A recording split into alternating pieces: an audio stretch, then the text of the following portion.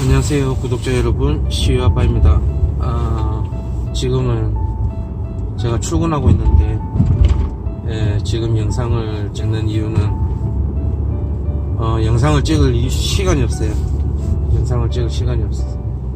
뭐 출근하고 퇴근하면은 늦게 퇴근하면 일단 뭐 씻고 자기 바쁘니까 시간이 없고, 그리고 요즘 또 코로나 때문에 어디 나가지도 못하니까 딱히 뭐 영상을 찍을 수 있는 그런 것도 없고, 그래서 일단 오늘 지금 이렇게 카메라를 켠 이유는 어제 제 친구 중에 한 명이 연락이 왔어요.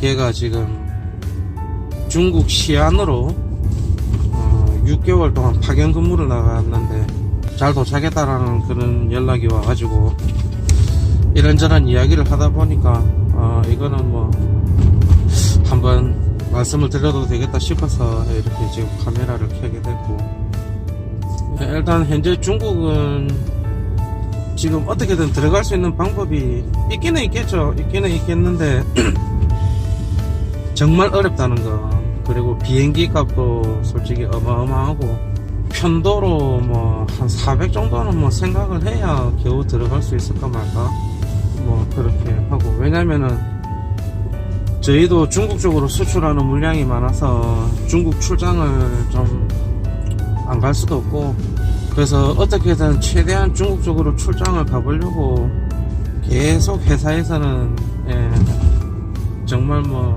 미랑까지는 아니지만 거기에 준하는 편법까지도 생각을 하면서 이제 다른데 경유를 해서라도 그렇게 해서라도 들어가는 방법들을 다 모색을 해봤는데 정말 들어가기 힘들어요. 일단은 중국이 현재 들어가면은, 일단 저희가 들어가게 되면은 상해공항 쪽으로 들어가야 되거든요. 상해공항 쪽으로 들어가야 되는데, 일단 상해에서 일단 3일 격리, 그 다음에 일하는 지역으로 이동을 하는데, 일하는 지역으로 이동해서 거기에서 또 15일간 격리입니다. 15일간. 그래서 합이 18일 격리입니다. 18일 격리.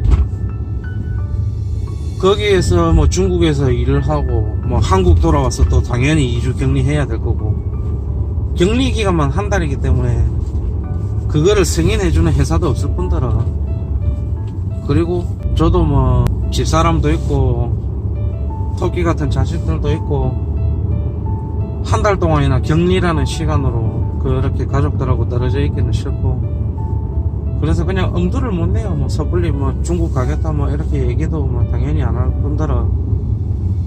그래서 어제 그 중국 시안 쪽에 들어간 친구는 어떻게 들어가게 됐냐면, 지금 중국 시안에 삼성 SDI 공장이 굉장히 좀 크게 이제 증축이 되고 있나 보더라고요.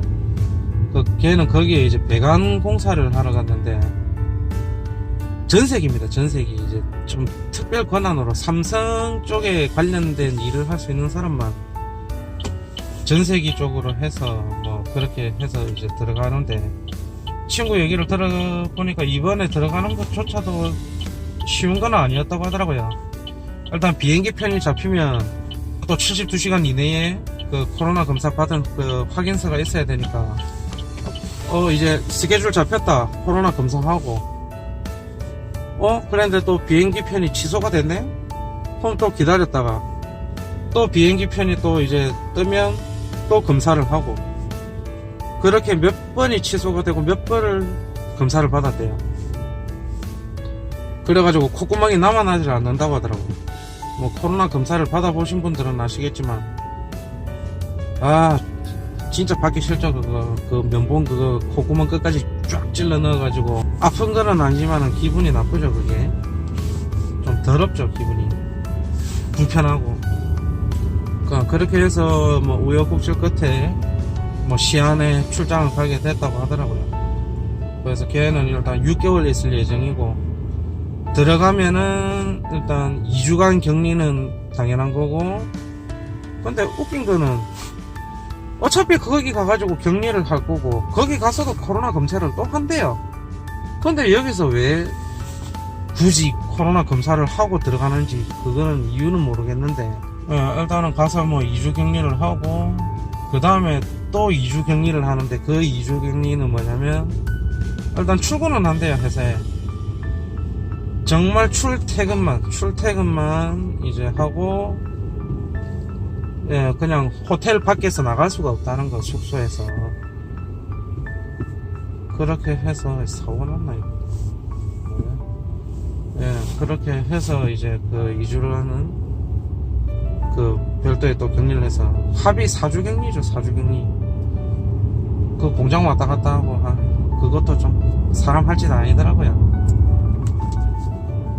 퇴근하고 나서 뭐 그래도 맥주라도 한잔하고 땀 많이 흘리고 했을 때는 그런 뭐 재미라도 있어야지. 뭐 국내도 아니고 해외 나가가지고.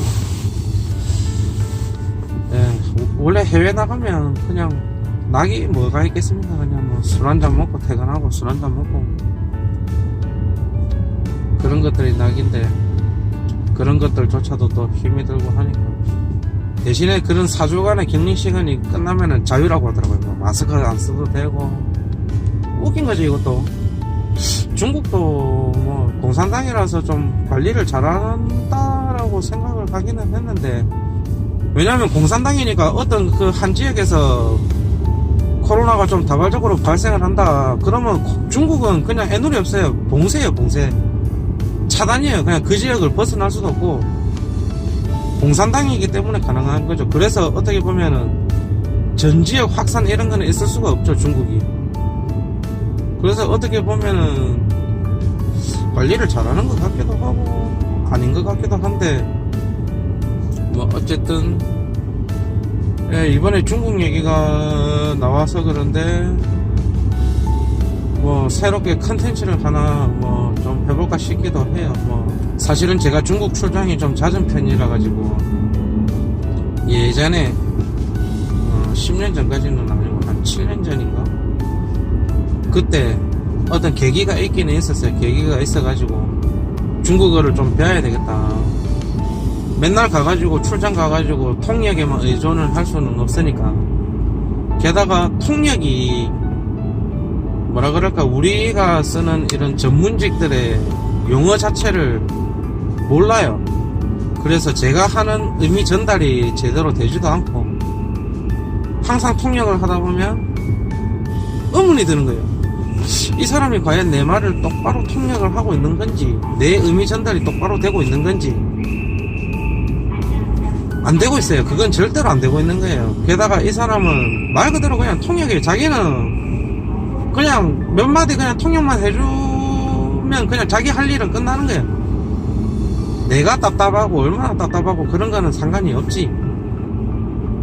그냥 자기는 시간만 채우고 그냥 가면 돼. 퇴근하면 돼. 그러다 보니까 저희는 또 밤늦게까지 일을 해야 되고 막 밤샘 작업을 할 때도 많고 그러면은 이제 답답하죠. 뭐 일도 솔직히 하기 힘들 거고 말을 못 해가지고 이런 것들이 좀 누적이 되다 보니까 어떤 계기가 좀 이제 발생이 돼가지고 회사에서 저녁 8시 반에 잠깐 퇴근해서 저녁 9시부터 10시까지 하는 그 중국어 학원이 있었어요. 거기를 한 달 반을 다녔어요. 그러니까 정확하게 하루에 50분씩 수업에 뭐 한 달 반이니까 계산을 해보면 대략 뭐 28시간 정도는 학원에서 공부를 했다라고 보시면 되는데, 그 학원에서는 일단은 거의 한 달 동안은 성조 연습만 했어요. 성조 연습만. 중국어에는 성조가 제4성조까지 있어요. 1성조, 2성조, 3성조, 4성조가 있는데 그 학원 선생님이 제일 강조했던 거는 일단 이 성조 발음이 정확해야 된다. 일단 발음, 무조건 발음. 중국어는 이 성조에 따라서 그 의미가 완전히 달라지기 때문에 뭐 그거는 저도 인정합니다. 그래서 성조 이거는 무시하고 중국어를 배운다 이거는 좀 있을 수는 없는 일. 대신에 유튜브로 뭐 이래저래 중국어 수업도 찾아보고 막 이래 했는데 일단 잠이 와요. 잠이 오고 그렇게 와 재밌다 이런 그런 수업을 일단은 뭐 찾지는 못했고 좀 딱딱하고, 솔직히 영어 수업은 유튜브로 프랭크쌤 영어 그거 수업 봤는데 재밌더라고요. 그 쌤이 이제 정말 초보들, 영어 초보들을 위해서 이렇게 강의를 하시는데 이상하게 이 사람이 나를 겨냥하고 수업을 하나 싶을 정도로 수업을 재밌게 아주 사람이 알아듣기 쉽게 막 그렇게 가르치시더라고요. 근데 저는 뭐 솔직히 뭐 얘기했다시피 중국어를 전문적으로 배우지도 않았고 후루꾸예요, 후루꾸. 근데 어느 정도 이제는 통역이 없이 그냥 혼자서 중국 돌아다녀요. 근데 후루꾸예요, 후루꾸. 대신에 그렇게 후루꾸는 아닌데, 그래서 뭐 제가 어떻게 뭐 여러분들을 뭐 가르치겠다 이런 거는 아니고, 그냥 제가 알고 있는, 그냥 제가 경험하고 있고 경험을 했던 그런 전투 중국어라고 해야 될까? 그런 것들 그냥 몇 마디 그냥 알고 있는 거 그냥 팁 좀 드리는 컨텐츠를 좀 해볼까 싶어요. 그냥 웃긴 거죠. 뭐 중국어를 제대로 할 줄 모르는 놈이 뭐 중국어를 일단 알려주겠다 이러니까 뭐 이거는 웃긴 건데 그냥 재미로 봐주셨으면 좋겠고, 느낌적인 느낌은 예전에 개그 콘서트에 박준영이 했던 그 생활 사투리라고 그 코너가 있어요. 일단 표준말 뭐 굉장히 한때 이슈가 됐었는데 당신을 정말 사랑해요, 저와 결혼해주세요, 이거를 경상도 사투리로 하면 내 알을 낳아도, 말은 다르지만 의미 전달은 같거든요. 그냥 이런 거죠. 간단하게 그냥 굳이 그렇게 말 잘할 필요 없어요. 우리나라 사람이 중국 가가지고 자기네들 말을 할 줄 안다는 거예요. 몇 마디 할 줄 안다는 거예요. 그 사람들은 저희를 감사해야 됩니다. 제 생각은 그래요. 자기네들은 우리 한국말을 안 배우잖아요. 중국도 영어를 배워요. 제2 외국어로. 그렇다고 영어를 좀 잘하냐 그런 것도 아니고, 솔직히 중국 애들은 영어를 잘 못해. 잘하는 애들도 있지만 대부분이 못해, 영어를. 그래서 중국 애들은 저희가 정말 자기네들 중국어를 조금 몇 마디 할 줄 아는 거를 그 사람들은 정말 감사하게 생각해. 이제 회사도 다 와가고, 다음 영상은 후루꾸 중국어 한번 해보겠습니다. 일단 오늘 영상은 여기까지 하겠습니다. 모두들 좋은 하루 되시고, 영상 마치기 전에 제가 유튜브 시작하고 나서 몇 개월은 안 됐지만 처음으로 가족도 아니고 친척도 아니고 지인도 아니고 정말 모르시는 세 분이 제 채널을 구독을 해주셨더라고요. 그 세 분께 정말 감사하다는 말씀을 드립니다.